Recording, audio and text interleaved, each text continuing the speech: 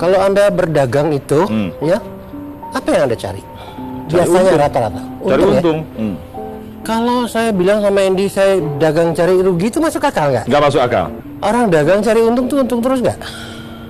Kalau bisa untung terus. Iya. Kalau Tadi Om Bob bilang Om Bob dagang cari rugi terus nggak? saya nggak tahu. Kan sama aja Andy sebetulnya, aduh. Orang sukses akan berkumpul dengan orang sukses, percayalah. Orang yang loser, pecundang, akan berkumpul dengan orang pecundang juga. Anda kalau mau sukses, masuklah ke kelompok orang-orang sukses. Orang-orang yang pikirannya positif, jangan yang sebaliknya. Jadi kalau waktu SD, sekolah, mama saya itu selalu tiap mau berangkat sekolah ambil uang, ngambil sendiri. Saya itu nggak berani ngambil. Dipaksa ngambil, akhirnya saya ngambil 10 rupiah, nanti pulang saya masukin lagi. Karena saya tahu nyari uang itu nggak mudah. Dengan mata kepala saya sendiri, saya menyaksikan, ya, orang-orang sukses itu, orang-orang kaya itu yang saya temui dalam pekerjaan saya, rata-rata sopannya luar biasa, tidak sombong. Mari kita buang sifat sombong, tetap bekerja keras, tapi tetap harus menghargai orang lain, siapapun dia.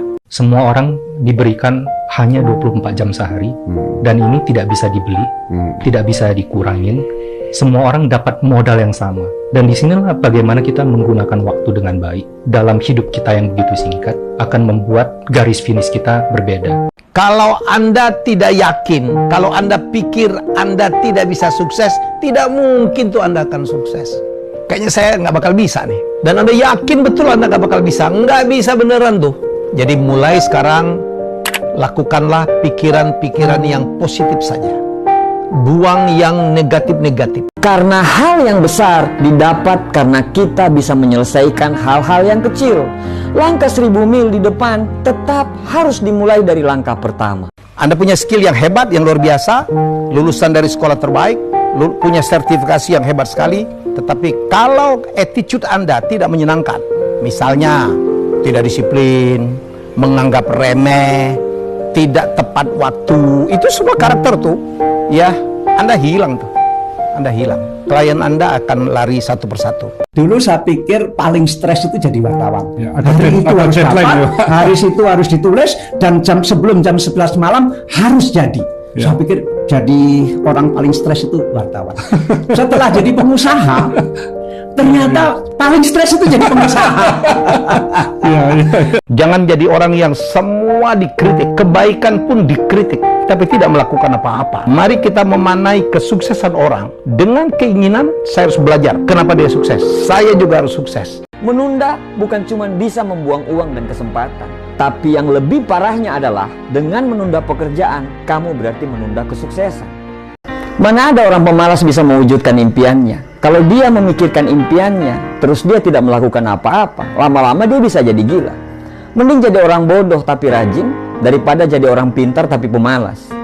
Orang bodoh tapi rajin, setidaknya dia bisa hidup, karena dia rajin. Saya selalu katakan kepada anak-anak saya, mungkin kalau kamu disuruh pilih sayang ibu atau bapak, kamu bingung. Tapi saya tekankan kepada anak-anak saya, pertama kamu harus lebih hormat, lebih sayang kepada ibu kamu, baru kedua bapak kamu. Karena pengorbanan ibu kamu jauh lebih besar daripada bapak kamu.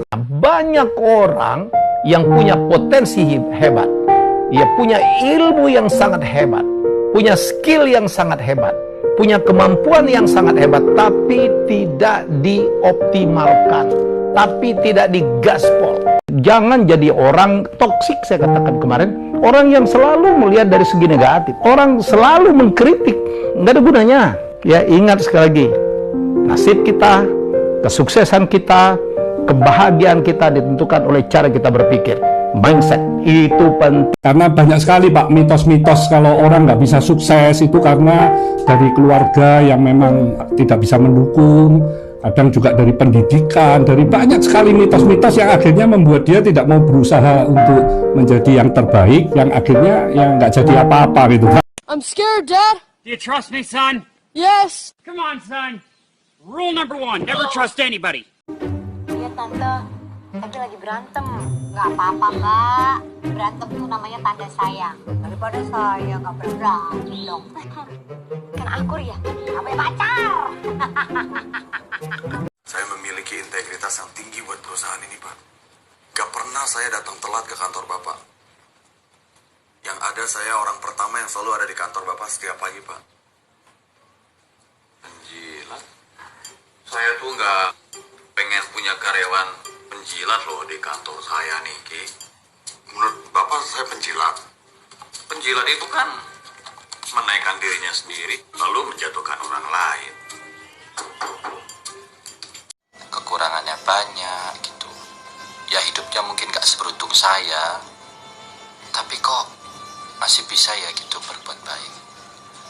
Ya mereka berbuat baik sama temannya, masih bisa menolong. Lah saya yang berkecukupan yang masih sehat kok ya suka susah gitu kan peduli sama orang lain. Ya itu sih yang membuat saya tuh ngerasa malu gitu. Malu saya. Baru tahu rasanya jadi jomblo sekarang. Emang rasanya gimana, Ting? Luar biasa. Bebas dan free. Oh ya? Iya. Gak ada kewajiban. Gak ada beban. Kamu bisa bayar berapa untuk sebuah kebahagiaan? Tidak ada yang bisa. Maka jadi orang biasa-biasa aja. Mau jadi pejabat, maaf ya, mau jadi artis, jadi YouTuber, biasa aja. Karena kalau nggak biasa, dia berada di puncak gunung, terus kemudian dia tercerabut dari akarnya, dan kemudian ketika dia jatuh, sakitnya minta ampun. Pas aku jatuh, semua maki. Pernah aku baca satu quote, talenta akan kalah sama orang yang kerja lebih keras. Walaupun dia lahir berbakat gambar, dia berbakat seni, dia berbakat masak, tapi dia akan kalah kalau orang yang nggak punya talenta, tapi dia bener-bener misalnya dia mau masak, mau jadi chef hebat, dia belajar masak yang hebat, dia bener-bener belajar, dia bener-bener coba, dia bener-bener menghabiskan waktu untuk itu, dia bener-bener fokus untuk itu. Talenta akan kalah sama orang lebih bekerja keras. As an entrepreneur, today is very difficult. And tomorrow is even more difficult. But the day after tomorrow is very beautiful. Because most of the people, they have a fancy ideas in the evening. When they wake up in the evening or in the morning, they go back to do the same job. Nah ini yang adik-adik kita harus tahu. Jangan nafsunya, keinginannya, pengen ini. Tapi kalau nggak ada manfaatnya, buat apa? Tapi kalau nggak keren gimana, Om? Sekarang ini kan kita ngejar keren. Sekarang gini.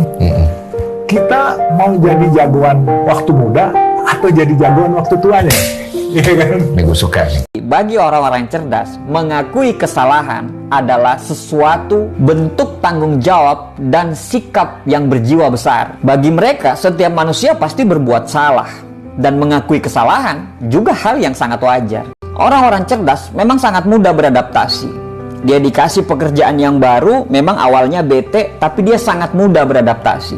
Dia datang ke lingkungan baru, awalnya memang dia agak susah, tapi dia dengan cepat bisa beradaptasi. Kenapa orang ini sangat mudah beradaptasi? Karena orangnya itu percaya dirinya tinggi sekali. Sudut pandang berpikir orang-orang cerdas ini berbeda. Pada saat dia dikasih pekerjaan baru, orang-orang lain berpikir itu menjadi masalah baru. Tapi kalau orang-orang cerdas berpikir bahwa itu adalah tantangan baru. Pada saat dia hadir di lingkungan yang baru, orang-orang biasa berpikir itu akan menjadi masalah baru. Tapi kalau orang-orang cerdas akan berpikir itu akan menjadi warna baru. Dia bisa belajar lagi dari situ. Memang dari sudut pandang, dari cara berpikir saja sudah beda memang. Gak ada gunanya mengeluh. Semua orang punya persoalan sekarang. Perusahaan besar punya persoalan, rumah tangga punya persoalan, pemerintah kita pun punya persoalan. Mau ngeluh kepada siapa? Mengeluh aja itu tidak menyelesaikan masalah. Jadilah pribadi yang pantang menyerah. Kalau pendekar terjatuh, dia tidak akan sedih, dia tidak akan kecewa, dia tidak akan nangis. Dia akan berdiri lagi. Dijatuhkan lagi, berdiri lagi. Dijatuhkan lagi, berdiri lagi. Berdiri lagi, berdiri lagi. Saya tidak bekerja loh. Kalau orang pernah tanya sama saya, Pak Habibie, kok bisa begitu? Mentalitas apa itu? Saya mentalitas sepeda. Kalau Anda naik sepeda, Anda berhenti, Anda jatuh. Jadi kalau saya berhenti bekerja, saya mati. Umur 80. Kalau ditanya Habibie umur berapa? 90 kurang 10. Tapi jiwanya 17 tahun. Tidak ada bedanya. Dan suatu hari, cerita yang saya tidak mungkin lupakan, mama saya ini berjualan barang bekas itu mendapatkan keuntungan yang cukup besar ya. Kami ini kan setiap hari makannya itu kan cuma nasi jagung, tela, loba asin, ikan teri. Jadi sayur. Mama saya ini ingin, wah beli ayam dah, nggak pernah masak ayam. Jadi mama saya beli 1 ekor ayam, dimasak opor. Maksudnya nanti malam kan mau makan bersama. Tapi kami yang menanti-nanti papa pulang, waktu papa pulang, papa lihat di meja makan ada ayam, bukannya gembira, tapi papa ngomong, kita saat ini belum saatnya makan ayam. Nggak mau makan, nggak dimakan. Jadi aduh, ini benar-benar satu pelajaran dari papa yang tidak mungkin terlupakan. Seseorang kalau ingin jadi wirausaha, menurut gua adalah hilangin tanggalan merah, hilangin namanya hari libur, sampai lu achieve sesuatu ya, lu mimpi lu sendiri itu. Aku anak pertama, punya adik waktu itu 9. Iya. Kalau aku sendiri nggak bisa jadi contoh, dan nggak bisa menjadi panutan mereka, bener, ataupun paling nggak bisa mandiri, iya, gimana mereka?